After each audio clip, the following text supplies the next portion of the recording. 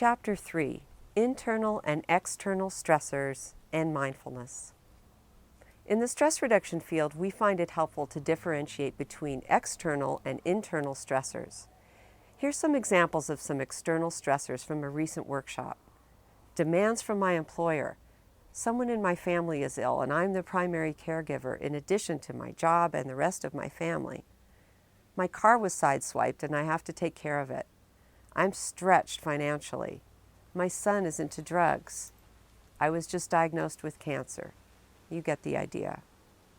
One thing they all have in common is that some element of these stressors is beyond our control, which in itself is stressful.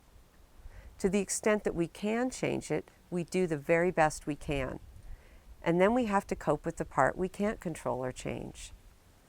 I can't help people much with their external stressors, but what we can effectively work on is the internal aspect. Internal stress can be defined as the way we think and feel about what's going on and how much we're thinking, that is, worrying, about these issues when they aren't actually happening. Here is where we can make an enormous difference. If you're with your family and one of your kids is telling you something, but your mind is still worrying about those changes that may or may not occur at work, not only are you missing the present moment, but your mind is sending threat signals to your body and the stress hormones are getting going. Have you ever been sitting innocently on your couch, watching the news, getting frightened by some of the economic news, and let your mind take you to destitution and homelessness? I have. Well, I'd like you to try something with me, if you will. I'd like you to take your dominant hand and hold your thumb and your index finger about 1.5 inches, 2 inches apart. Now in that space, I'd like you to imagine that there's a wedge of a juicy, fresh lemon. Looking in that space and seeing the peel and the little sections, and maybe you can even smell that lemon. Now start to bring it towards your mouth, like you're going to bite into that lemon. What do you notice? Most people tell me they actually salivate or pucker up. Did you notice that? Our bodies respond to this imaginary lemon and prepare our mouths to bite into it.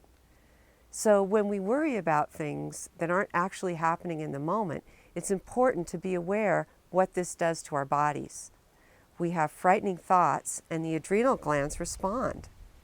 Now the good news is this is the part where we can make a huge change through mindfulness, meditation, and yoga. Because through training, we can develop the ability to choose where our attention goes. And this is enormously empowering.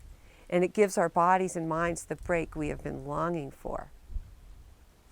So what is mindfulness?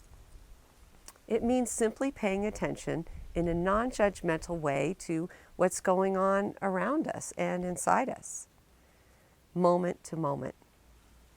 Let's do a short mindfulness exercise to demonstrate what I mean. So I'd like you to just take a moment and look around at your surroundings.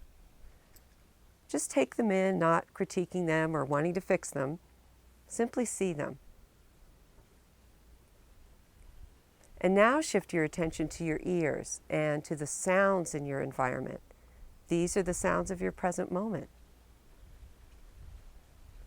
And now let's shift to feeling all the parts of your body in your chair. Feeling your feet, your hands.